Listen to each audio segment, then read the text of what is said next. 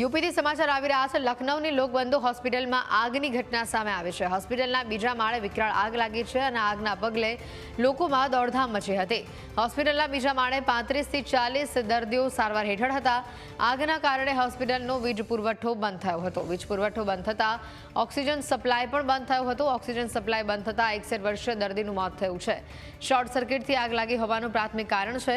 Fire વિભાગે ઘટના સ્થળે પહોંચી આગ પર કાબુ મેળવ્યો હતો। ભીષણ આગમાં કોઈ જાનહાનિના સમાચાર નથી। તમામ 200 દર્દીઓને સુરક્ષિત બહાર કાઢવામાં આવ્યા છે। દર્દીઓને સારવાર માટે અન્ય હોસ્પિટલમાં ખસેડવામાં આવ્યા છે। ડેપ્યુટી સીએમ બ્રિજેશ પાઠક પણ ઘટના સ્થળે હાજર રહ્યા હતા।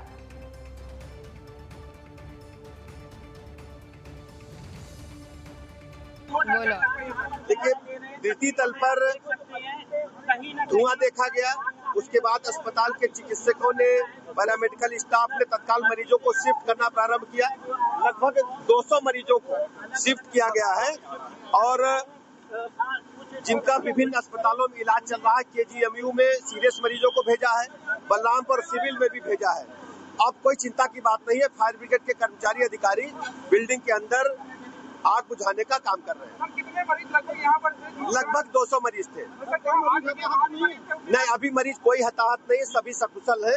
2-3 मरीज जो सीरियस यहाँ भर्ती थे उनको केजीएमयू के आईसीयू वार्ड में शिफ्ट किया गया।